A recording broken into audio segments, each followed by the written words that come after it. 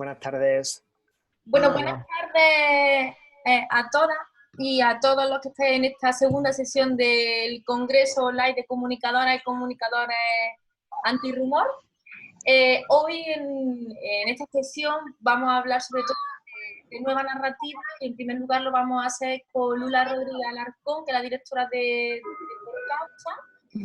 Y vamos a hablar de cómo generar esa nueva narrativa, sobre todo en el ámbito de cuando comunicamos la hora de migración. Y por otro, a las 6:30 vamos a conectar también con un Ángel, que es el periodista del diario.es. Pero antes de comenzar me gustaría pediros varias cositas. En un primer momento, si os parece bien, vamos a esperar solamente 2 minutitos, porque se sigue conectando gente cada vez más. Y entonces vamos a dar un tiempo de esos 2 minutos. Y por otro lado, también os quiero pedir que, si sois tan amables, por favor, los micros los dejéis en silencio para que no se acumule todo el sonido durante la conferencia, porque, bueno, somos y cualquier cosita pues nos puede distraer, sobre todo a las personas que dejar en silencio. Dejamos esos 2 minutitos, ¿vale? Para que se vayan conectando el resto de compañeras y compañeros que también nos van a acompañar hoy. Ya está.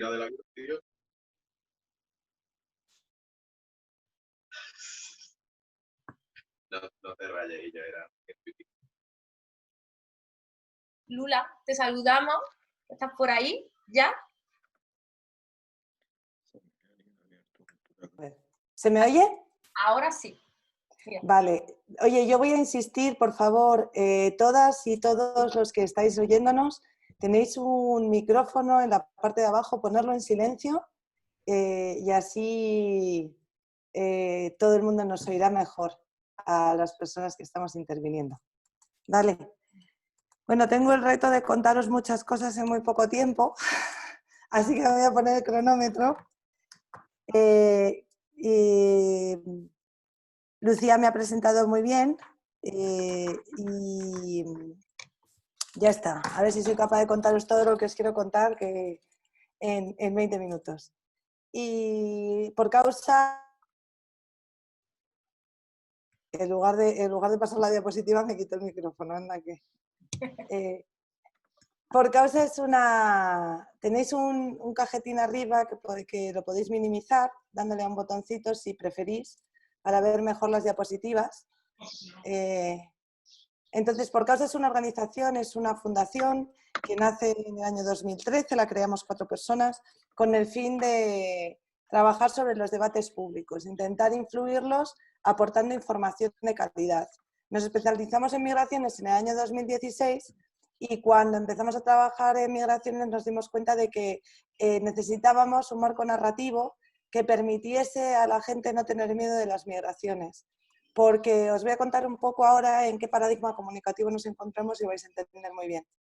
Y tenemos una metodología que hemos desarrollado desde hace ya 4 años y es indispensable que os leáis este informe que aparece aquí, que se llama Nuevas narrativas migratorias para reemplazar el discurso del odio, que lo tenéis en nuestra web, que es porcausa.org. Seguro que ahora Lucía lo puede meter en el chat.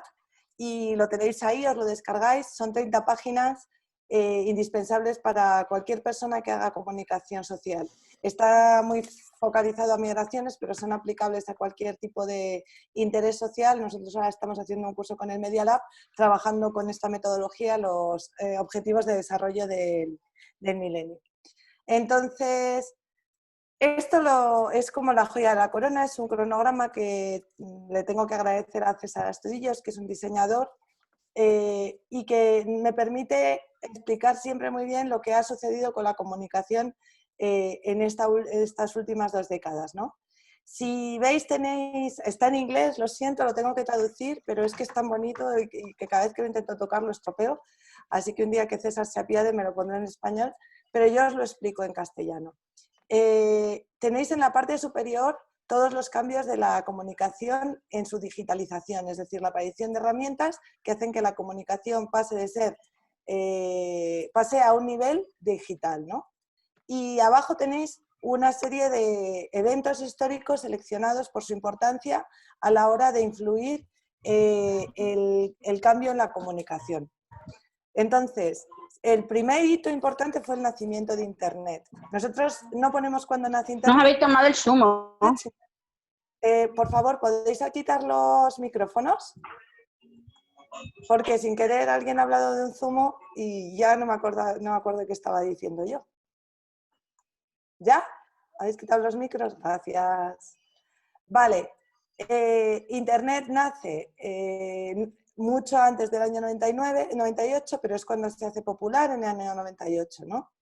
En el año 2002 se hacen populares los blogs, ¿bien? Y se hacen populares con la guerra de Irak, porque los soldados estadounidenses que estaban en la guerra de Irak empiezan a escribir blogs con su experiencia. Blogs son como una especie de diario, pero que se comparte en tiempo real en Internet. Y esos diarios son recogidos por la prensa estadounidense y puestos en público, y entonces hay una información sobre lo que sucede en la guerra de Irak que proviene directamente de las fuentes que se encuentran ahí. Es la primera vez prácticamente en la historia de la gran comunicación que hay una información fiable sobre una cosa que normalmente no suele permitir que se informe de ella porque está controlada por la comunicación del ejército, y además es en tiempo real. Y eso es brutal, es un cambio increíble a nivel comunicativo. Antes de la guerra de Irak tiene lugar el ataque a las dos Torres Gemelas. Este hecho, el 11 de septiembre, es importantísimo porque es como un terremoto emocional para el mundo occidental. Es como que un espacio que era tremendamente seguro, que nunca había sido perturbado por agentes externos, es perturbado y hay la caída de las dos torres simbólicamente es enorme y genera una desazón enorme y un miedo tremendo en el mundo occidental. Y ese miedo se capitaliza generando lo que se llama la narrativa de la securitización.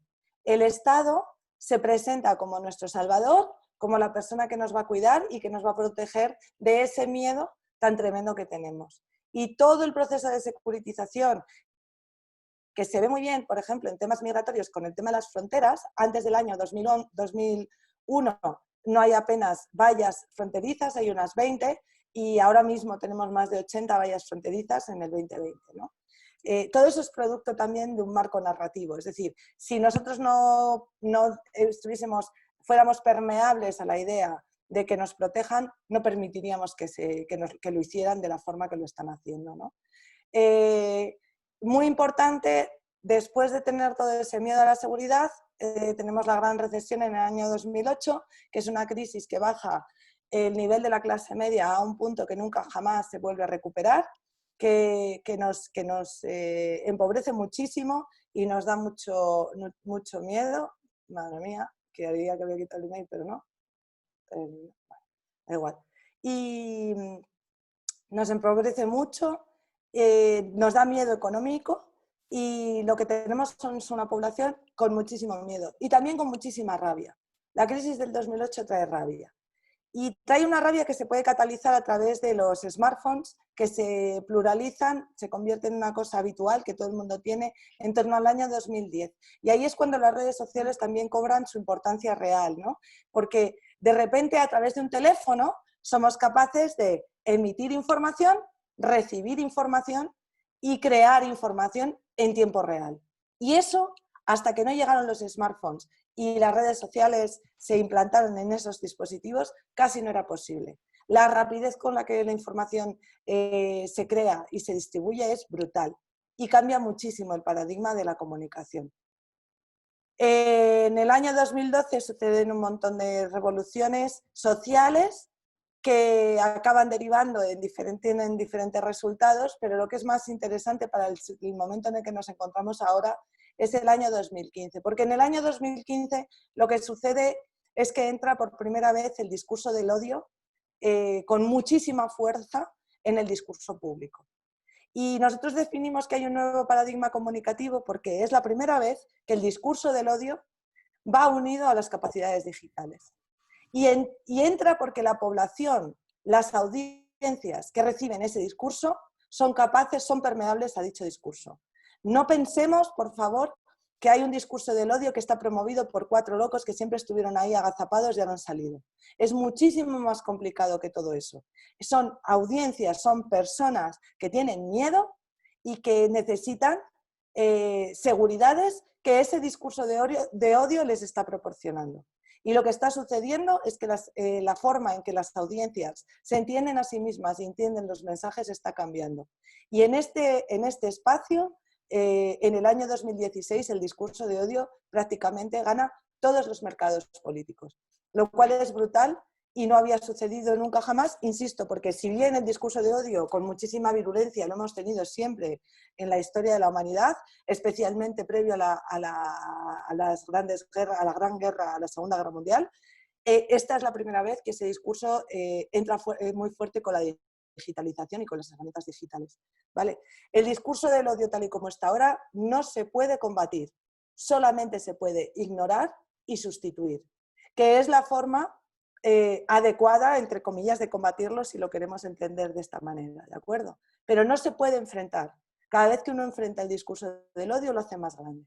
Cada vez que uno enfrenta un argumento de odio, utilizando dicho argumento como punto original del discurso, lo hace más grande. Y os lo voy a explicar ahora con más detalle. A ver qué tal voy de tiempo. Fatal. Muy bien. Nos encontramos con el COVID hace unos meses, que cambia también toda nuestra percepción de la comunicación. Intentaré darle una mirada, pero no me va a dar mucho tiempo porque ya se me está acabando el tiempo, que hemos empezado tarde.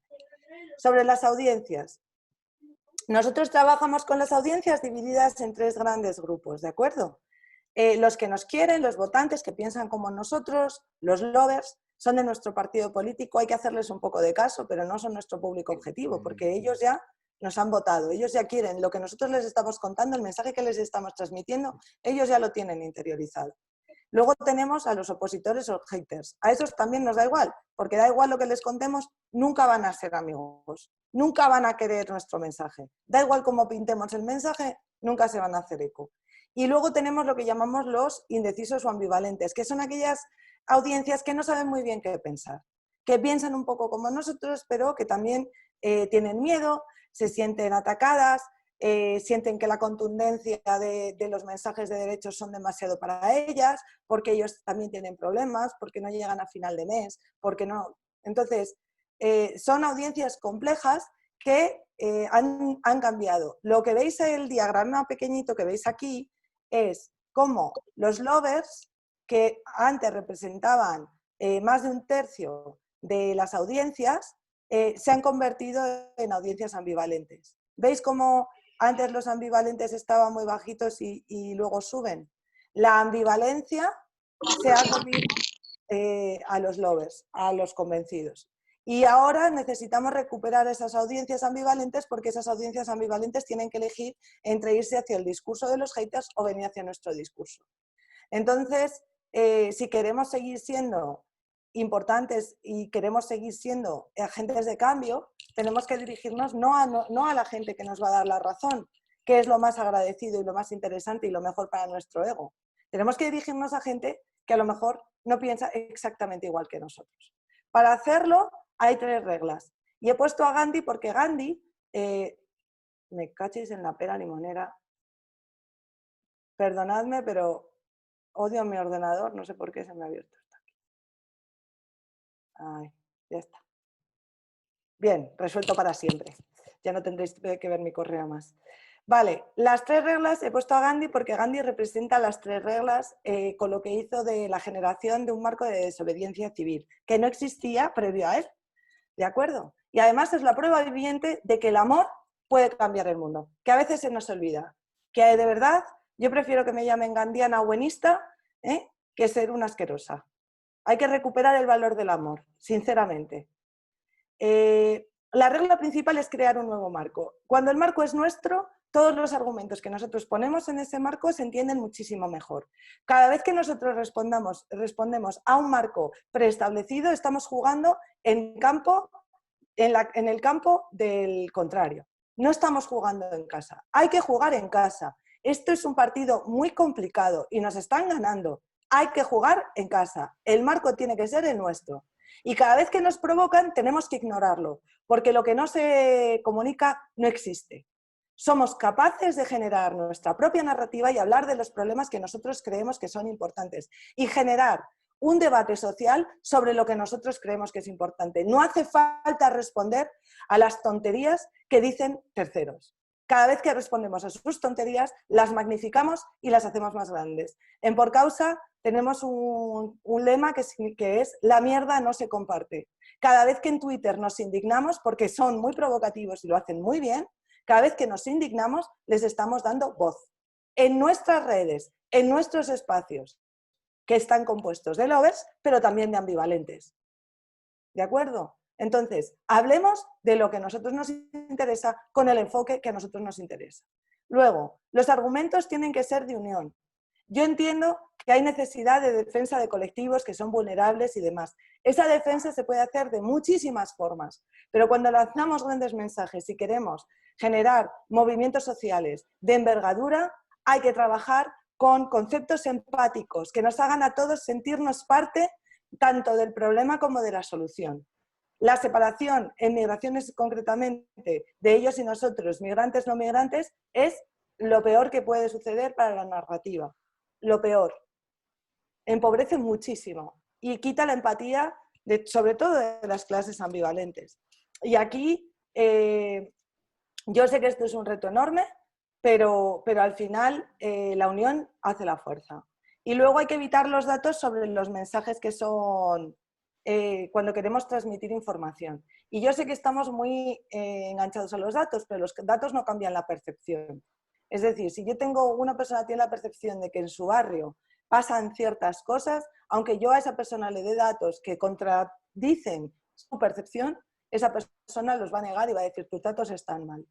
Entonces, utilizar mensajes empáticos, mensajes que apelan a la emoción y al sentir. Los datos son indispensables para generar conocimiento, pero no hace falta, los cambios sociales no se hacen solo a través de un conocimiento ilustrado, que es un poco elitista. Se consiguen también a través de emociones, sobre todo a través de emociones. No hay nada más que ver cómo está haciendo comunicación mucha gente que nos rodea.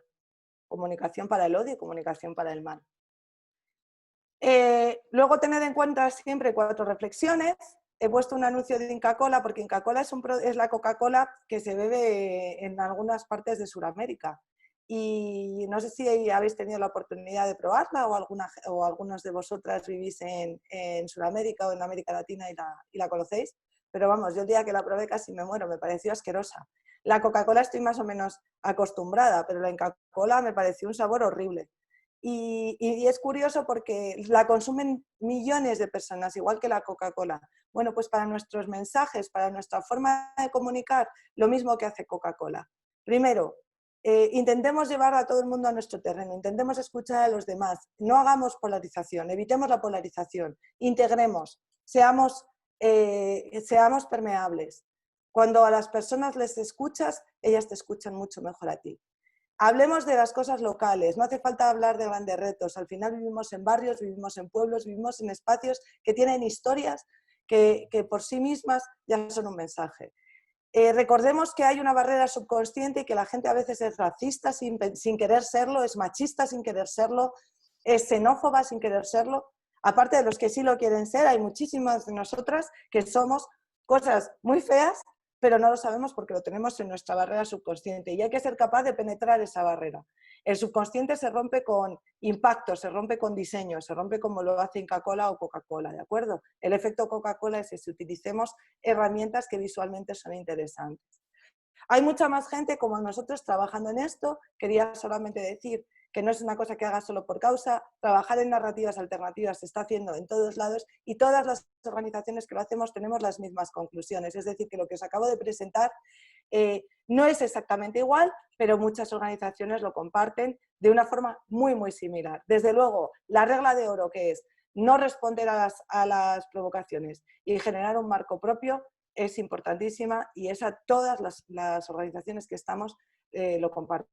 compartimos. Os pongo algún ejemplo de cosas que hemos hecho con los sistemas de nuevas narrativas, que resulta muy difícil entenderlo cuando se cuenta así en abstracto, pero por ejemplo, este es uno de nuestros mensajes favoritos, la vida empieza con migración.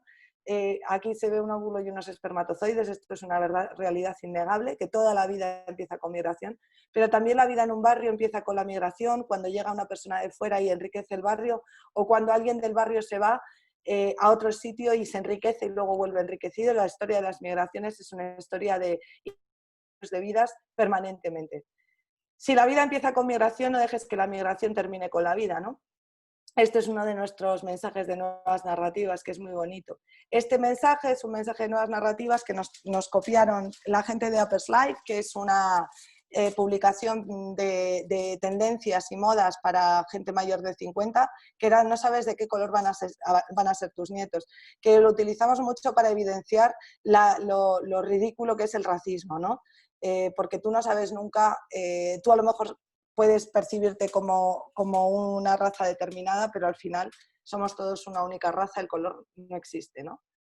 Aunque sí que existe y haya gente que sufra las consecuencias de una clasificación de las personas por su color de piel o su fenotipo. Pero es tan ridículo como vemos aquí en la foto, ¿no? Ese tema. Y sobre el COVID-19, ya para concluir la presentación, deciros que nos encontramos ahora en un espacio donde hay muchísima incertidumbre, ha habido mucha muerte, ha habido mucho miedo, sobre todo hay incertidumbre y hay una extremada polarización promovida por gente con discursos de odio muy potentes. En este escenario la gente no tiene opiniones, no las quiere tener y además no quiere tomar decisiones, porque no saben si van a poder irse de vacaciones o se van a tener que quedar en el sitio en el que están, no saben si los niños van a poder ir al colegio o no en septiembre. Entonces, todas esas incertidumbres nos generan muchas sensaciones controvertidas que no tienen una línea argumental consistente, ¿no? Es todo muy inconsistente. Ahora mismo estamos en la fase, si lo veis aquí en la parte de abajo, que os lo he puesto, de crisis y falta de orientación. Estamos en el shock y luego después de ese shock tendremos el trauma y el postrauma. ¿De acuerdo? No es momento de contarle a la gente lo que tiene que pensar o lo que tiene que ejecutar. Ahora es momento de sembrar emociones universales, recuperar valores universales positivos que luego nos permitan, cuando llegue el balance, que es dentro de un tiempo, de unos meses, poder recuperarnos, generar resiliencia y construir para tener una nueva normalidad, que es una cosa que odio, pero me hacía un poco de gracia ponerla aquí, así que la he puesto. Así que nada, cierro diciendo mensajes universales, solidaridad, unión, naturaleza, las cosas naturales, la vecindad y todo, elijamos, siempre que queramos defender una cosa, defendamos solo una, no defendamos 70, porque es muy difícil, hay demasiado ruido y la gente está muy asustada y muy cansada. Y con esto y un bizcocho, os invito a que visitéis la web de Por Causa para enriquecer vuestro saber. Y si alguien tiene todavía más dudas, pues se puede dirigir a mí vía Twitter o vía email, que en Por Causa está ahí en contacto. Muchas gracias. Creo que ahora me podéis hacer un minuto de preguntas.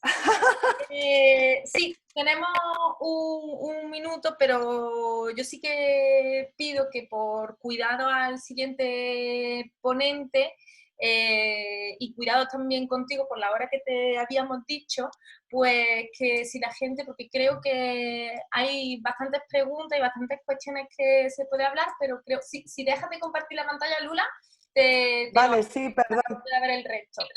Entonces, sí que os invito como Lula que entréis en la página de porcausa.org, ahí vais a encontrar los diferentes documentos en PDF e informes de nueva narrativa y muchísimo más. Es un mundo que os va a encantar, porque ya sabéis que Por Causa se dedica a la investigación y el periodismo, sobre todo sobre migraciones.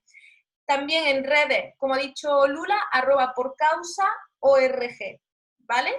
Y Lula, te agradecemos mucho que hayas estado con nosotras. En este momento no voy a abrir el turno de preguntas para estar contigo. Si estás después de la ponencia a las 18:50 y te apetece entrar y hay alguna pregunta, pues te la haremos. Pero ahora... No, es que le dejo a Moja su tiempo y su espacio. Me buscáis en las redes. Agradezco muchísimo al Sindicato de Periodistas y a Málaga Coge que hayan hecho esto. A ti siempre, Lucía, ya sabes que soy fan de tu trabajo y de tus capacidades. Y a todos los que participáis y todas las que participáis en este tipo de charlas, porque es importantísimo que el conocimiento se difunda y que vayamos encontrando vías colectivas para luchar a través de nuevas formas que no son tan nuevas. O sea, recordar que siempre que Gandhi ganó la guerra con amor, no lo olvidéis, por favor, seamos más listos que el odio. El amor siempre triunfa, que me mandan a mí una newsletter todos los domingos que pone eso y me encanta. Así que hay una frase que me encanta de Por Causa y es que no hay que combatir la guerra sino evitarla, o algo así, ¿no, Lula? Sí, que no se trata de ganar la guerra sino de evitarla, porque es verdad que nosotros en estas circunstancias tan complicadas, salvo que hagamos maldades como se están haciendo, salvo que utilicemos herramientas que no son para nada éticas, en una guerra posiblemente la perdamos, porque nuestra ética no nos permite ser tan cerdos. Y eso nos sitúa en una posición de desigualdad bastante fuerte. Entonces la desigualdad de verdad se combate generando un marco alternativo. No tenemos por qué estar en ese debate, ese no tiene por qué ser nuestro debate, tenemos muchas cosas que debatir, muchas cosas que contar, recuperemos el espacio público que nos pertenece sin necesidad de tener que pegarnos con nadie. Somos muchísimas más las personas buenas que quieren una conversación pacífica que el resto. El resto es mucho ruido y pocas nueces. Así que recuperemos la seguridad, que somos agentes de cambio. Lo hemos sido siempre, no se nos olvide. Pues Lula, muchas gracias. Gracias por estar con nosotros. Te aplaudimos. Y nada, ahora como hemos hablado, por cuidado y por respeto, vamos a continuar con la segunda ponencia. Bueno, también desde aquí saludar a la gente que nos está viendo desde el Facebook Live de Málaga Coge, así que somos unas poquitas más que también nos están viendo por otro canal. Y ahora tenemos también con nosotras a Moja Hereu, que él es periodista de eldiario.es. Yo también os recomiendo mucho que lo sigáis en redes sociales, @mojaher, lo digo como se escribe, ¿vale? GDHOU, no te rías, Moja. Y bueno, podéis ver también sus vídeos en YouTube que son muy, muy, muy recomendables. Y él va a hablar hoy sobre el racismo en los medios de comunicación. Otra cosa que también, pues no hay que combatirla, sino que evitarla para que no exista. Así que muy bien, bienvenido, Moja. Pues muchas gracias. Nada, lo primero a ti, Lucía, por la parte de organización que te ha tocado en esto. Y bueno, y al Sindicato de Periodistas de Andalucía por la invitación y por organizar esto bastante, que ha sido interesante. Me he incorporado un poco tarde a la ponencia de Lula, pero bueno, creo que la reflexión final creo que la compartimos todos, ¿no? Como ese marco desde el que construir y desde el que, bueno, desde los valores, esos valores, ¿no? Como ella comentaba, el amor, pues construir esa alternativa. Y sí que creo, y un poco ya enlazando con lo que yo vengo a hablar, creo que es importante conocer bien qué es lo que está fallando, ser capaces de identificarlo y a partir de allí ser capaces de construir una contranarrativa, ¿no? Entonces yo creo que ahí es donde yo vengo a poner un poco el punto y es un poco sobre la representación racista que se hace en los medios de comunicación. Como tengo, pues eso, 15, 20 minutos y no me equivoco, voy a ir un poco rapidico y nada, voy a ir empezando ya y así no me enrollo mucho. A ver, voy a compartir la pantalla.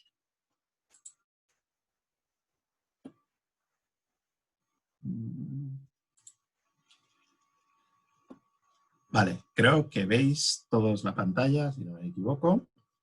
Vale, pues eso, aquí tenemos pues, la representación racista en los medios.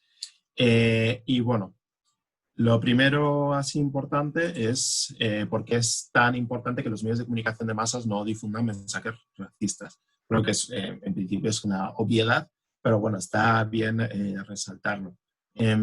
Antes de entrar en un poco los porqués, he traído como varios ejemplos para que un poco nos situemos, ¿no? De algunos titulares de medios escritos, que es un poco lo que yo controlo un poco más. Supongo que aquí ahora periodistas que trabajan pues, en televisión, en radio, etcétera. Aquí me centro un poco más en medios escritos, pero bueno, también hay otros ejemplos. Pues aquí vemos, pues, por ejemplo, pues este titular, brutal paliza, 7 policías fuera de servicio en Tetón por un grupo de dominicanos.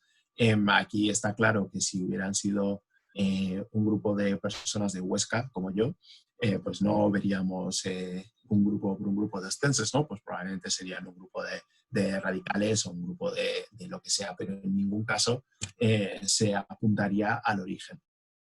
Pero en este caso, el hecho de que sean dominicanos, pues es como una forma de explicar lo que ha pasado, ¿no? Es como, pues como son dominicanos, pues mira lo que ha ocurrido. Más ejemplos, un preso albanés se fuga tras declarar en los juzgados de San Feliu de Llobregat. Realmente aquí la noticia es que un preso se ha fugado. El hecho de que sea albanés, pues bueno, tal vez en la noticia ya se puede aportar, pero probablemente en el titular creo que tengo bastantes dudas.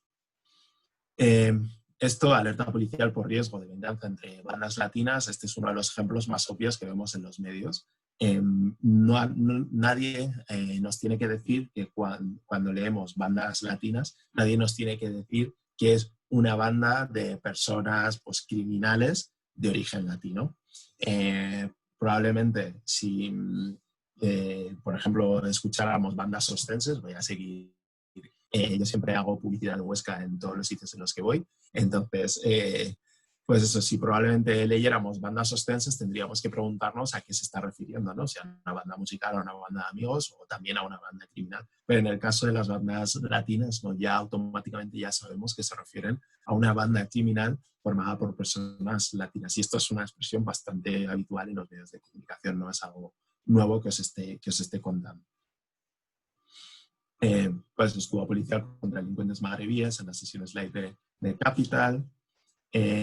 Amplio dispositivo policial en Roquetas de Mar para evitar nuevos altercados entre senegaleses y gitanos. Aquí este tipo de titulares me gusta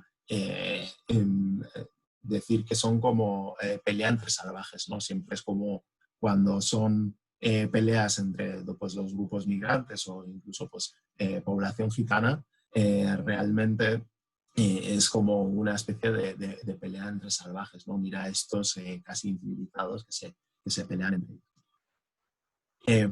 Esta es mi favorita, ¿no? Aquí el titular, pues bueno, es normal, un hombre agrede con un cuchillo a un guardia civil y otra gente dispara al agresor, bien, pero si empezamos a leer, vemos esto, ¿no? Un hombre con acento marroquí ha atacado con un cuchillo a un agente de la Guardia Civil, patatín, patatán. Realmente, ¿qué aporta el acento marroquí, ¿no? Realmente hay una intencionalidad de relacionarlo pues, con todo este tipo de tema de terrorismo de grupos como ISIS, etcétera, ¿no? Y hacer ese, si hay, con acento marroquí, seguro que ha hecho Allahu Akbar, no sé qué, hacer esa asociación. Supongo que por no atreverse a poner lo que querían poner, es lo de no atreverse a poner un tipo que parecía marroquí, por lo tanto pues pone con acento marroquí un poco para cubrirse las espaldas, ¿no? Pero sabemos qué intencionalidad hay. Esta portada es muy llamativa, no es de España, pero me parece que llama mucho, ¿no? Por cómo hay ocasiones en las que hay un posicionamiento, ¿no? A la hora de contar esta noticia. Vemos esto de cuando el atentado que hubo en Nueva Zelanda contra unas mezquitas y que bueno, pues asesinaron pues, a prácticamente 59 personas. Y vemos esta portada, ¿no? Y ves el titular y ves la imagen, el terrorista es el niño rubito ahí con esa cara que te dan ganas de achucharle los mofletes. Y ves ahí este titular que dice un chico angelical que crece en la diabólica extrema derecha, pues se convierte en un asesino de masas, ¿no? Claro, aquí al final es esta narrativa en la cual uno primero lo ve como alguien que se ha extraviado, que ha ido por el mal camino, que él tenía un buen corazón, que era un buen chaval, mira este niño tan rubito, tan precioso, y que bueno, pues que la diabólica extrema derecha pues la ha llevado pues por este camino. Perdón, que me estaba llamando. Eso, sin embargo, pues bueno, hemos visto otros ejemplos de cómo cuando este tipo de atentados, ¿no? Pues los cometen pues, personas de origen marroquí o whatever, no hay el posicionamiento es distinto, ¿no? Es como un poco dar a entender que va en la naturaleza, ¿no? Pues bueno, era musulmán, que se podía esperar, o bueno, es que es de Arabia Saudí o es de Marruecos, que se podía esperar, ¿no? Es una consecuencia. Hablando de consecuencias, ¿no? Un poco de la pregunta que lanzaba al principio, pues bueno, los problemas que tiene esto, pues la difusión, obviamente creo que como periodistas pues tenemos que ser conscientes de la responsabilidad que tenemos a la hora de lanzar mensajes por el alcance que tienen, ¿no? Por esa difusión. Luego, por los estereotipos que se generan, ¿no? Al final, los medios de comunicación formamos un papel muy importante a la hora de crear estereotipos y a la hora también de mantenerlos, ¿no? en la sociedad. Y si al final, una cosa de la que a mí me gusta mencionar mucho, ¿no? Por ejemplo, las personas negras en los medios de comunicación aparecemos normalmente en 3 supuestos. El primero es como víctimas, víctimas de desgracias de todo tipo, ya sea en la frontera, ya sea enfermedades, ya sea el hambre, etcétera, ¿no? Como sujetos que estamos siempre sufriendo, pasándolo mal o muriendo. Por otro lado, como verdugos, como personas pues, criminales, personas que se dedican a la venta de la droga, etcétera, etcétera. Y luego como excepciones, como el primer negro el primer negro que ha llegado a hacer tal, el primer negro que ha hecho tal, la primera mujer negra que ha logrado esto. Mira esta persona negra excepcional, ¿no? Siempre con esa carga de excepción. Fuera de ese marco es tremendamente complicado encontrar, pues, por ejemplo, a personas negras, ¿no? Pues no estamos como expertos sobre las consecuencias de la pandemia, ¿no? Aunque pueda haber gente trabajando en esos ámbitos, incluso en el ámbito sanitario, pues por ejemplo, no aparecemos para comentar el procés, ¿no? Las implicaciones del procés. Y entonces, claro, eso nos ayuda a encajarnos dentro de unos márgenes, ¿no? Y hay que tratar de romperlos. Bueno, la criminalización y la estigmatización pues van de la mano, ¿no? Al final, si por ejemplo con algunos de los titulares que hemos visto antes vemos que constantemente aparecemos pues con ese estigma negativo, pues al final se crea como esa imagen, ¿no? Constante de, madre mía, cuántos delitos pues cometen pues, los gitanos o los magrebíes. El discurso ellos, nosotros. Creo que esto al final termina de hacer esa situación, ¿no? Se acaba tomando partido. En plan, por un lado estamos, pues, como lo que sería nosotros los españoles, que no tenemos origen ni nada, digamos, en este tipo de casos, y ellos, los extranjeros o los gitanos, ¿no? Los que aparecen siempre con un apellido. Pues criminales, un preso albanés, ¿no? No es un preso, sino que es un preso y además albanés, ¿no? Y se crea como ese discurso ellos, nosotros. Y luego yo creo que sobre todo esto genera una distorsión de la realidad brutal, porque al final, si nosotros vemos las noticias y vemos como constantemente, cuando vemos a una persona inmigrante, de origen migrante, ¿no? Que comete un delito, vemos la nacionalidad ahí puesta, pues sin embargo, cuando es alguien de Huesca, no, al final, para nosotros al final, quieras que no, inconscientemente acabamos interiorizando que, oye, pues ¿cuántos delitos cometen estos inmigrantes, ¿no? Tal vez sea así, tal vez no sea así, pero lo que está claro es que esta forma de contar la realidad que acaba generando esta distorsión. El lenguaje evidentemente es como muy importante, ¿no? En los medios escritos, pero bueno, realmente también en nuestro día a día en general, seamos periodistas o no, pero evidentemente en el periodismo hay que tener un cuidado especial.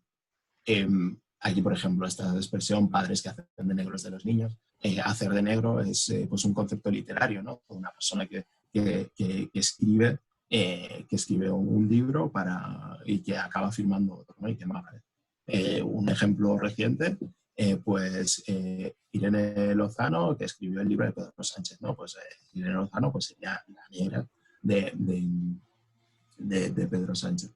Pues no, esos conceptos, ¿no? Que tienen como ese origen y que hablan claramente pues como que de esa invisibilización, de esa explotación, ese tipo de expresiones, pues hay que revisarlas, ¿no? Y por ejemplo en ese titular a mí me llama mucho la atención que nadie en toda la redacción dijera, oye, aquí no hay algo raro. Este ejemplo es brutal, ¿no? Aquí habla del iPhone extremeño de la bellota sueña con comerse la manzana de Apple.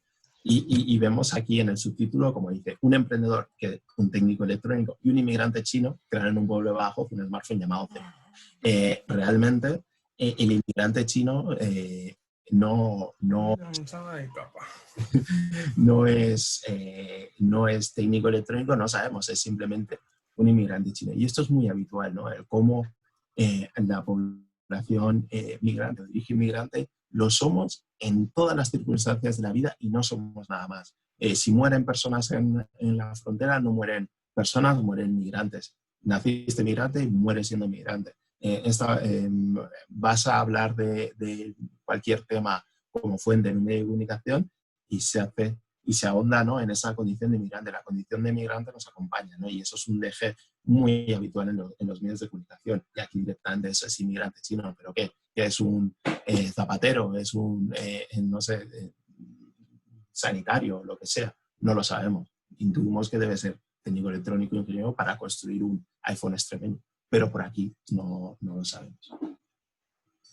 Y bueno, el peligro de trabajar como chinos, creo que esto de trabajar como chinos no hace falta ni explicarlo, ¿no? Pero hay una cantidad de titulares y noticias en las que aparece brutal. Y luego, como hay algunas terminologías que están muy asociadas a determinados grupos. Vemos, por ejemplo, en este titular, una menor recién casada, una guerra de clanes gitanos y 7 guardias civiles heridos. Términos como clan, patriarca, los oímos o los vemos normalmente siempre asociados a la población gitana. Es algo que parece que va ineludible. Luego tú hablas con gente gitana y jamás de los jamases se hacen llamar como el clan de los lo que sea, o el patriarca, o no llaman al padre patriarca ni nada de eso, ¿no? Pero sin embargo desde los medios de comunicación hay terminología que está muy asociada a determinados grupos, ¿no? Y por ejemplo con la población gitana lo vemos de manera muy clara. Voy a ir más rápido, esto me lo voy a saltar porque si no, no vamos a avanzar nunca. Sobre más terminología, pues por ejemplo, motín.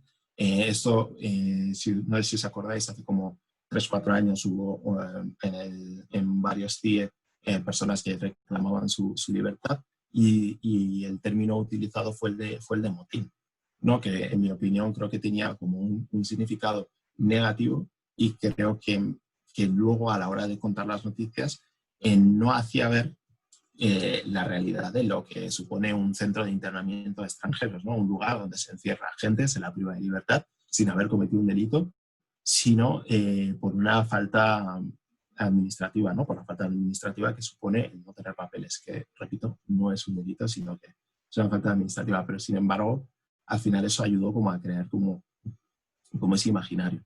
El término ilegales, ¿no? Pues vemos diputadas y concejales de Podemos acompañaron para la noche a los ilegales que se amotinaron en CIE de Aluche, ¿no? Habremos oído todos, o si no, el lema este de ninguna persona, de ningún ser humano es ilegal, ¿no? Pero asociar ese término de ilegalidad a una persona es como algo realmente bastante grave, ¿no? En lo que muchas veces no reparamos y que, sin embargo, para las personas de origen migrante parece que sí que vale. Y luego, rehenes, ¿no? Yo recuerdo leer esto, que se habla, los extranjeros que se han revelado no tienen rehenes, patatín, patatán.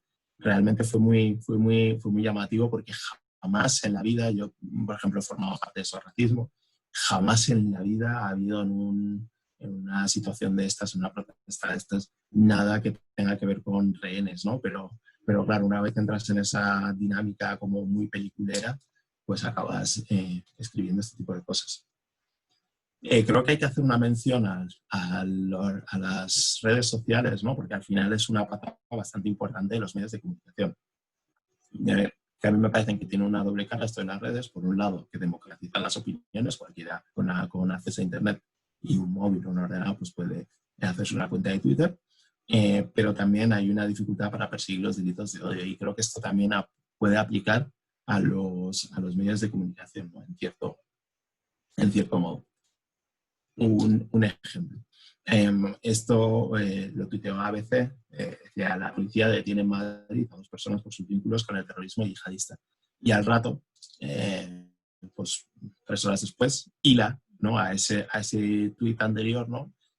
Con una noticia que habla de los afiliados extranjeros aumentaron un 5,1% en agosto, ¿no? Es como un ejemplo bastante heavy. Pero al igual que en este ejemplo lo vemos como bastante claro, sí que es muy habitual, vemos como medios de comunicación se suben al carro, ¿no? De utilizar tecnología, titulares y compartir mensajes racistas en Twitter y en Facebook o lo que sea para generar esa interacción, ¿no? Sabemos que redes como Twitter favorecen mucho los mensajes que tienen como una alta interacción, que generan como mucha reacción. Y cuando, por ejemplo, reaccionamos a mensajes, pues ya sean de medios o de personas que generan odio, aunque sea respondiendo, que se genera esa interacción y acaba eso explotando. Luego quería poner un ejemplo de cómo desde los medios muchas veces generamos una terminología propiamente desde el ámbito periodístico, pero acaba salpicando, ¿no? a la realidad. Y quería traer el ejemplo de la jungla de Calais, que me imagino que ya habréis oído hablar de este campo de refugiados, que durante la llamada crisis de refugiados estuvo muy en los medios. Aquello realmente empezó como los campamentos de migrantes, conocidos como la jungla, porque eran las propias personas que estaban en aquel campamento las que denominaban al lugar como una jungla, ¿no? Las que acababan hablando de este lugar como un sitio, pues por sus condiciones pésimas de higiene, de salubridad, de todo, la acabaron llamando así. ¿Qué pasó? Que cuando periodísticamente se empezó a adoptar este término, pues bueno, pues evidentemente, pues sí, a veces es por acortar espacio, otras veces por comodidad o por lo que sea, o por simplemente por no tener la consciencia, eso acabó degenerando, ¿no? La denominada jungla, la jungla de Calais, eso ya tiene como otro significado, otra forma de entenderse. Y claro, al final eso acaba dando pues titulares como este, ¿no? Que este es un titular real. La jungla de Calais, un infierno en la tierra de asilo. Creo que al final con este tipo de titulares se acaba perdiendo el sentido original de esto, ¿no? De cómo un término que pasa, que se usa para, digamos, denunciar las condiciones, ¿no? de un sistema pues, de asilo, un sistema migratorio fallido, que acaba creando este tipo de campamentos, acaba siendo no visto y tú dices, madre mía, ¿qué es esto? ¿La última película de Bruce Willis? ¿O qué es lo que va a pasar aquí? ¿No? ¿Qué tipo de salvajadas hacen aquí los migrantes? ¿No? Porque se le acaba cambiando el sentido. Bueno, ya debería acabar en un par de minutos. Soy Lucía. Si abre el turno de preguntas, pues nada, decirte que quedan 5 minutitos para las 7, así que como tú veas, ¿vale? Vale, el turno de preguntas, o sea, tengo hasta las 7 para acabar la presentación o hasta las 7 para acabar el turno de preguntas. Hasta las 7 está la sesión completa del congreso de hoy. Tu sesión acabaría a las 7.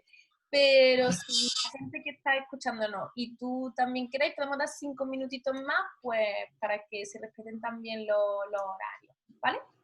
Bueno, yo creo que, o sea, voy a contar este ejemplo un poco para que al final como seamos un poco conscientes de las implicaciones que tienen, ¿no? El caso de Younes Slimani fue bastante llamativo. Ahí, mira, no te he puesto el año. Bueno, fue un caso como bastante llamativo. Younes es el chico de la derecha y bueno, resulta que es un ciudadano marroquí residente en España desde hacía 15 años hasta que fue asesinado y que bueno, resultó que este hombre, que es un guardia civil, pues le acabó asesinando, ¿no? Estaban en la carretera, le hizo parar el coche, tal, y le acabó disparando. Luego, cuando a este señor le detuvieron, dijo que le había matado porque antes de que un moro de estos nos reviente de un bombazo, lo reviento yo. Cuento este ejemplo porque me parece como muy llamativo y que demuestra cómo estos estereotipos, este tipo de mensajes puede acabar derivando en situaciones como esta. Este señor hizo 3 presunciones, ¿no? Para terminar asesinando a este hombre. Por su aspecto, dio por hecho que era marroquí, ¿no? Al decir que es un moro. Que realmente, y más aquí en España, ¿no? Pues yo qué sé, tal vez en Noruega, pues bueno, pues sea un poco más claro de distinguir, pero realmente aquí en España creo que mucha gente española o lo que sea, pues podría pasar por marroquí. Pero sin embargo, pues bueno, pues esto es lo que tenemos, ¿no? Esta persona vio este guardia civil vio a esta persona y dijo, moro. Y ya esa fue la primera presunción, ¿no? Asumir que es moro. Lo segundo fue asumir que es musulmán, cosa que puede ser, cosa que realmente puede ser. Ser de Marruecos no implica que seas musulmán, por mucho que pueda ser una religión mayoritaria y etcétera, pero esa relación, los efectos no tiene por qué ser así. Y la tercera es que por ser musulmán, pues es terrorista, ¿no? Esta yo creo que no hace falta ni siquiera comentarla. Y al final es lo que tenemos, ¿no? Al final lo que tenemos, este señor se le cruzó el cable de esta manera y decidió que tenía potestad sobre la vida de Younes y acabó con su vida, ¿no? Y yo creo que al final sobre esto, evidentemente es un compendio de muchas cosas, ¿no? Tiene mucho que ver con el racismo institucional, tiene mucho que ver con la forma de mirar a las personas migrantes, tiene mucho que ver, pero creo que también tiene mucho que ver con cómo, con qué tipo de mensajes lanzamos, ¿no? Si solo vemos a la población marroquí, pues por ejemplo en los medios de comunicación solo la vemos asociadas al terrorismo, aunque sea incluso para hablar de que ellos no son terroristas, ¿no? Al final, si os fijáis, en televisión, por ejemplo, solo vemos a personas musulmanas solo en contexto de terrorismo. No vemos en otro contexto, ¿no? Pues como decía antes, ejemplos como para hablar del procés, para hablar de la marcha de la economía o lo que sea, solo en contexto de terrorismo. Y aunque sea para decir que no eres un terrorista, que tu comunidad no es terrorista, al final estás dentro de un marco, ¿no? Dentro del marco del terrorismo. Y ya para terminar, pues algunas cositas, ¿no? Que yo creo que pueden ser interesantes. Creo que es básico aplicar como una perspectiva racial inmigrante al periodismo, ¿no? Por un lado, que las redacciones se parezcan más a la realidad de la calle. Creo que esto es algo que nos estamos perdiendo. Las redacciones realmente no se parecen a la calle, ¿no? La diversidad que, pues si uno se asoma a un colegio, ¿no? Ve una diversidad brutal, o si uno se asoma, pasea por la calle, ve una diversidad racial de orígenes brutal, pero sin embargo, pues por ejemplo, en las redacciones de los medios de comunicación no es así. A mí me jode mucho, ¿no? Cuando hay veces en Twitter, pues la gente me pone, el negro del diario. Es como, joder, no, o sea, es un poco como frustrante, ¿no? Como cargar con eso, ¿no? No ser entendido como, pues en este caso, pues como una individualidad, sino como, pues sí, de las pocas personas negras que igual están en un medio de comunicación así, de una forma en cierto modo visible. Pero yo creo que sobre todo es importante que se aplique esta mirada, ¿no? Al igual que en los últimos años se ha ido aplicando una perspectiva feminista al periodismo que se está haciendo.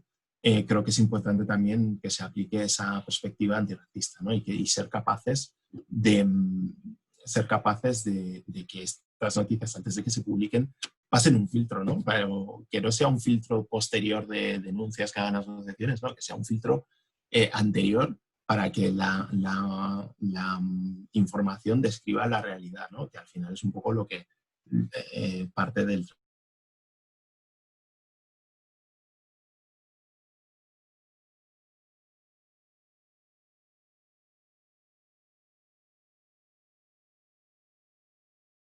cuando hagamos una pieza de información de lo que sea, pues pensar, oye, que pueda aparecer pues una persona, pues por ejemplo, negra en un artículo, porque es politóloga, en un artículo sobre la situación del estado de alarma y la batalla política que está habiendo, pueda estar comentando sobre ello sin tener una necesidad de mencionar que X, el politólogo negro, o el politólogo de origen africano, o el politólogo de origen senegalés. No, simplemente pues como un experto más, ¿no? Y salir de esos marcos en los que constantemente las personas migrantes, racializadas, estamos en los medios.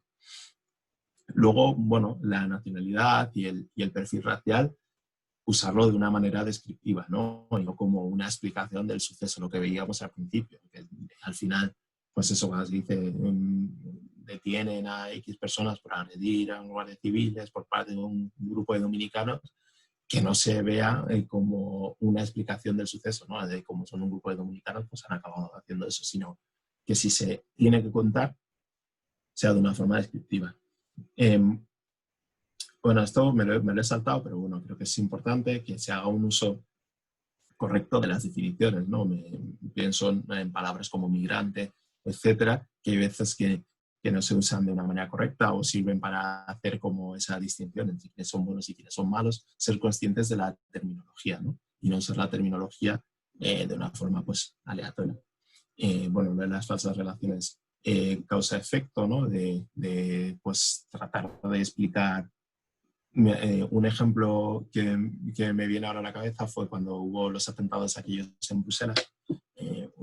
Se estaba todo el mundo, los medios estábamos tuiteando sobre aquello, y hubo un medio de comunicación que tuiteó el 25, antes de que se supiera nada, el 25% de la población de Bruselas es musulmana. Y hubo una respuesta que me gustó mucho, que fue uno diciendo: eso significa que el 25% de las potenciales víctimas de este atentado son musulmanes, ¿no? ¿Qué quiero decir con esto? Que realmente cuando desde este medio se pone esta noticia, realmente es más para decir, ojo, que aquí es que hay muchos musulmanes, en vez de pensar pues también desde esa forma. Luego, bueno, etnias, tribus, clanes, lo que decíamos de esta terminología que acaba exotizando. Y bueno, el colorblindness va a hacer uso de la cuestión racial cuando es necesario. Yo creo que hay veces en las que no podemos obviar que hay noticias que tienen pues, un componente racial, ¿no? Pues hoy, ahora mismo, pues que el chaval este negro que han asesinado en Estados Unidos a manos de un policía, tal vez hayáis visto la imagen, pues bueno, ahí es un ejemplo en el que el componente racial es muy importante, ¿no? Y que se tiene que contar. Y no decir, aplicar eso de no veo colores, sino que ser capaces de usar. Y nada, esto es todo. Ahí os dejo pues mi cuenta de Twitter y ahora sería el tiempo de preguntas. No sé cómo vamos en ese sentido. A ver, Moja, muchísimas gracias por la ponencia. La verdad que yo personalmente me he quedado con ganas de más. Pero sí que, como ya os digo, os invito a que veáis sus redes y a que, por favor, veáis sus vídeos de YouTube, porque es que además de ser buenísimos, son muy educativos y son muy empoderadores y aclaran muchísimas cosas. Y si también hay personas aquí que trabajan dentro de la formación, ponerlo a vuestra alumna, a vuestros alumnos, porque es la mejor forma de enseñarles. Si os parece, y si Moja también está de acuerdo, vamos a abrir un turno muy breve de preguntas para no quitaros mucho tiempo y que también tengan esos cuidados, ¿no? tener el tiempo y cuadrarlo y respetarlo en ese aspecto. Así que si queréis dejar alguna pregunta, podéis hacerlo en Ya el chat. veo algunas. Si quieres voy respondiendo algunas de las que hay en el chat. Venga, vale. Vale. Jorge Javier dice, me gustaría que hablaras del clickbait y si piensas que agudiza este lenguaje abusivo. Yo creo que evidentemente sí. Un poco lo que comentaba antes, que sobre todo en las redes sociales, pero incluso también en las portadas, ¿no? De cómo se colocan las noticias, cuando ves un titular de estos que te llama la atención y a veces es porque usan un lenguaje bastante ofensivo, pues mucha gente le empieza a llamar. Y mucho de ese lenguaje ofensivo pues tiene que ver con el machismo, tiene que ver con el racismo y tiene que ver con todo eso que realmente a muchos nos enciende. Pienso en ejemplos claros, estos tipo pseudomedios, de estos rollo Mediterráneo Digital o no sé qué, no sé cuántas, que ponen como absolutas barbaridades, ¿no? Pero que se nutren de eso, se nutren de que pues ponen Ada Colau, no sé, tal, y le llaman 80 cosas, 80 barbaridades, la gente lo comparte indignada, mira esto, y se acaban nutriendo de eso, ¿no? Entonces, ese clickbait muchas veces se nutre pues, del racismo, del machismo, etcétera, que vemos constantemente. Había aquí... Marcia preguntaba cómo ves si se incluye la nacionalidad, incluso si es española, en los artículos por defecto. En algún medio se da siempre. Yo, desde luego, no lo he visto. O sea, no lo he visto. Entiendo que luego pues, hay distintos medios que pueden tener como diferentes intereses, ¿no? A la hora de, pues si es un medio local o un medio pues, regional, pues hay veces que hacen hincapié, ¿no? En si es de la propia provincia, de la propia región, o si es de fuera de la región. Pero realmente no, cuando hablamos del eje, digamos, migrante y las personas que no son migrantes, es muy claro, ¿no? Esa forma de contar la realidad, haciendo como un hincapié en ese origen. Yo pienso que realmente el tratamiento no tendría que ser contar siempre la nacionalidad, sino creo que contarlo cuando es algo necesario, ¿no? Cuando es algo informativo, cuando tiene como un valor informativo, al igual que se aplica esto como con otros criterios. Esther Medina dice que si hablar de diferentes razas no nos divide más, ¿a qué te refieres con la perspectiva racial? Bueno, yo pienso que hablar de razas no nos divide, simplemente es poner nombre, palabras a una realidad que ya existe. O sea, yo no me puedo despegar de mi condición de persona negra por mucho que no hable de ella, ¿no? Eso siempre va a estar allí. Yo creo que es importante señalarlo y hablar de ello precisamente para poder cambiarlo, ¿no? Para poder decir, pues mira, pues en este caso, en cuanto hablamos de la información, pues ocurren ciertas cosas que están atravesadas por el tema racial, al igual que hay otras veces que están atravesadas por el tema de género, y entonces en base a eso entonces podemos hablar de ello, ¿no? Si al final vemos un titular pues que dice pues mira estos negros qué criminales son, o mira estas mujeres que están pues eso a caballo, que están chupando de, pues, ¿no? Lo que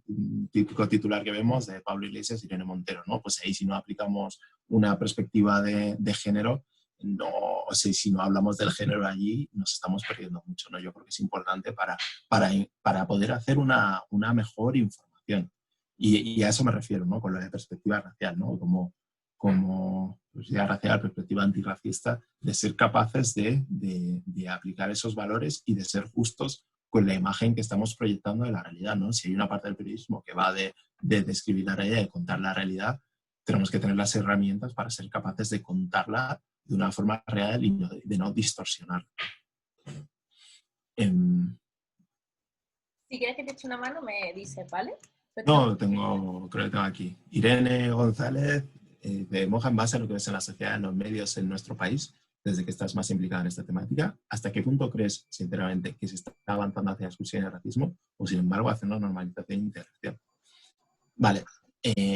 yo creo, es un poco raro, ¿no? Porque por un lado vemos que políticamente pues probablemente tengamos la sensación y seguramente la certeza de que estemos en un retroceso, ¿no? En cuanto al tipo de mensajes que se lanzan en medios, en política, en redes sociales, etc. Sin embargo, yo creo que hay una realidad social que es imparable. La migración es imparable. Que España no está formada solo por personas blancas es algo imparable y es algo innegable. Eso va a estar ahí. Y creo que la idea está, ¿qué hacemos con eso? ¿No? Yo realmente sí que pienso que está habiendo una evolución, ¿no? Que cada vez, pues realmente el propio hecho de que una persona como yo, una persona negra, esté aquí hablando de estos temas, a mí ya me parece que es un avance, ¿no? Yo hablo con mi padre, por ejemplo, de las cosas que ocurrían cuando él llegó hace pues 30 años y dices, bueno, ha habido una evolución, a pesar de que evidentemente los distintos contextos pues nos hagan ver como distintas cosas, ¿no? Yo creo que a nivel general sí que estamos avanzando, pero es verdad que hay campos en los que pues claramente pues igual estamos en retroceso, ¿no? Como puede ser pues en el ámbito del discurso político, ¿no? Que va por un lado muy distinto de cómo está evolucionando la sociedad. Más cosas. Moja, te dejo una pregunta. Elige. Dale. Tambores, elige. A ver. Os pido perdón porque son muchas las preguntas que hay y como no pongamos un límite, la verdad es que esto se va a alargar muchísimo más y tampoco queremos aquí aprovecharnos de Moja. No, pero es bueno, a ver, siguiendo el hilo que seguía, por pregunta Ana Belén, Moja, ¿qué opinas de que se usen esos titulares? Y supongo que piensas que estaría mejor que no se pongan etiquetas a las personas, pero que ese grupo de texto es necesario etiquetarlo. Yo creo que esto es algo muy importante y creo que todos somos muy conscientes, sobre todo en los medios escritos, de la importancia que tiene pues, el titular, ¿no? Porque mucha gente realmente es lo que marca a veces la diferencia entre que una persona entra a leer la noticia y no entra a leerla. Es lo que marca muchas veces la diferencia entre el tipo de enfoque, ¿no? A veces vemos como un mismo tema, el titular en un medio de comunicación y en otro es como muy distinto, ¿no? Dependiendo pues, un poco de la línea ideológica que tenga cada uno. Entonces yo creo que sí que es importante incidir en el titular y ser como capaces de no caer, pues en este caso, en ese racismo. Luego, evidentemente, el cuerpo de la información es tan importante como lo que vemos en el titular. Y ahí tenemos la suerte de tener pues igual más espacio, más capacidad para poder describir lo que estemos contando en la noticia.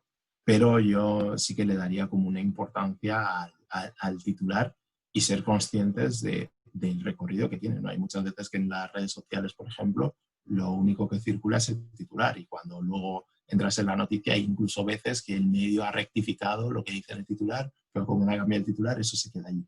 Entonces yo creo que es sobre todo bastante importante. Moja, si te parece, te vamos a pasar todas las preguntas que haya, o si quieres contestar alguna más. Sí, veo que alguien, la de Otegi me interesa a ver cómo la... A ver. Vale, ¿te ayudo a buscarla? Sí.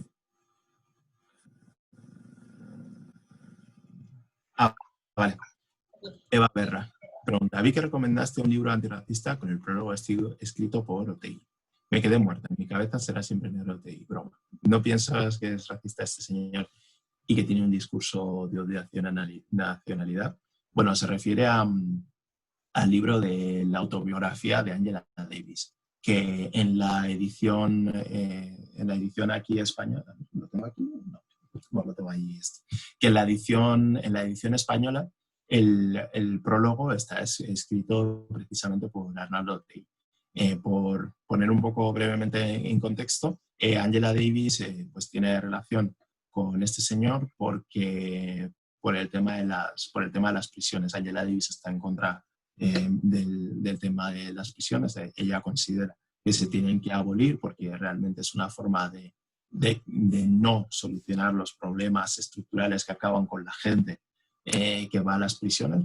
Por poner un ejemplo, ¿no? Si al final tú acabas metiendo a toda la gente que trafica con drogas en la cárcel y ya está, no acaba solucionando el problema de fondo, que es el tráfico de drogas. Y también porque desproporcionalmente acaban personas negras en la cárcel por encima de personas blancas en el contexto de Estados Unidos. Y realmente sí, a mí personalmente, y esta es mi opinión personal, Angela Davis evidentemente tiene otra, personalmente me chirría, ¿no? También, o sea, yo digo, bueno, esta persona, pues bueno, pues tiene el historial que tiene y tiene, pues, ha tenido pues las cosas que ha hecho, ¿no? Que yo las condeno bastante. También pienso, ¿no? que si una persona puede, en cierto modo, ¿no? En ciertos aspectos, cambiar de perspectiva, bienvenido sea. Yo por lo menos celebro que haya abandonado pues, todo lo que hizo en su pasado y tenga otra forma de afrontar pues, la política y las cosas de la vida. Evidentemente que yo desde luego pondría a Arnaldo Otegi en el prólogo de mi libro. No. Pero Angela Davis pues tiene sus motivos y yo pues porque Arnaldo Otegi haya escrito en el prólogo del libro de Angela Davis, no voy a dejar de leer el libro de Angela Davis, pues me lo podré saltar o lo que sea, pero no lo voy a dejar de leer por eso. Bueno, pues ahora sí, ¿no? Que yo, si quieres te voy a enviar todas las preguntas, si os parece bien. Yo le mando a Moja todas las preguntas, pues si se queda con ganas de contestar a alguna y quiere hacerlo, pues siempre tenemos la opción del correo y de todas las redes sociales y virtuales. ¿Qué tal, Moja? Bien, bien, muy contento. Espero que a toda la gente, que veo que se ha conectado bastante gente, que haya sido interesante. Realmente habría estado guay estar como más tiempo, ¿no? Yo creo que al final la parte de debate es más importante, la parte en la que se puede preguntar y además en un grupo que hay, supongo que habrá muchos periodistas más todavía. Pero bueno, muchísimas gracias por la invitación.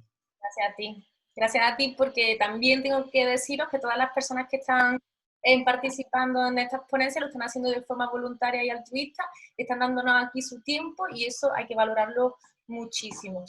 Así que nos están compartiendo su tiempo y su conocimiento, que es muy importante y que pocas veces se valora tanto. Muchísimas gracias por estar con nosotras, Moja. A mí la verdad que aparte de que me hubiese gustado más tiempo, también me hubiese gustado de que fuese física, porque yo no sé vosotras, pero yo he hecho mucho de menos esa parte de poder hablar de tú a tú. Y aunque estamos aprendiendo mucho con todos estos congresos y encuentros online, pero siempre queda ese pellizquito de que falta un poquito de contacto, ¿no? Pero bueno, pues mientras tanto nos iremos adaptando. Yo estoy en Madrid, así que no vamos a llegar a la nueva normalidad hasta 2021, o sea que no. Los 5 te llamamos, ¿vale? Muy bien, bueno. Pues nada, pues gracias, Moja. A todas las que estáis aquí, que habéis aguantado como campeona, bueno, la verdad que hemos aprendido muchísimo esta tarde, tengo que deciros 3 cosas. No se me pueden olvidar y me las he apuntado.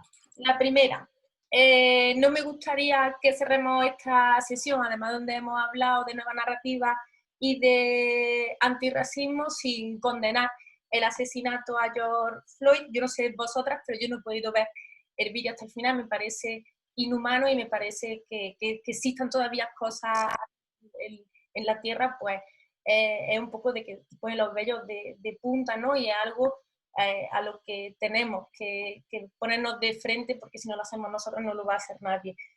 Para el que no lo hayáis visto, pues George Floyd es un señor negro, ha sido asesinado por ser negro, afroestadounidense, y ha sido asesinado a manos de la policía en Estados Unidos. Y bueno, buscar más información, el vídeo, si soy muy sensible, yo no he podido verlo, así que no lo recomiendo. 2, otra cosa, para animarnos también un poquito. Estamos de celebración, el Sindicato de Periodistas de Andalucía cumple 20 años, en Málaga acoge un poquito más grande y tiene 30 años, y bueno, entonces también hay que celebrar todos estos años en los que estamos trabajando. He empezado hablando del Sindicato de Periodistas de Andalucía y también lo hemos hecho durante estos días, pero no me quiero ir sin deciros, bueno, pues que Málaga Acoge también la podéis seguir por redes, todos ahora estamos conectados por redes. Es una asociación que trabaja desde 1990, se las cuento, 30 años, por la inclusión de las personas migrantes en la provincia de Málaga.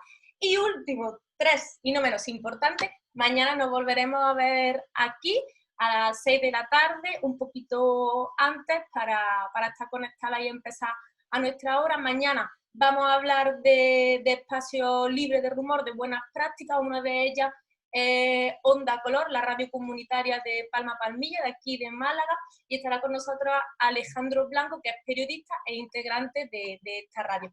Y segundo, también a las 6:30 tendremos a Manuel Gutiérrez Aguilar, no sé si mi iglesia le ha cambiado los apellidos, él es integrante, y pido perdón si lo he hecho, es integrante del Consejo de Informativo de Televisión Española y también nos va a hablar sobre desinformación y sobre verificación de datos. Y le doy al aire y nada, y muchísimas gracias por estar con nosotras aquí, un saludo muy fuerte y nos vemos mañana. Gracias.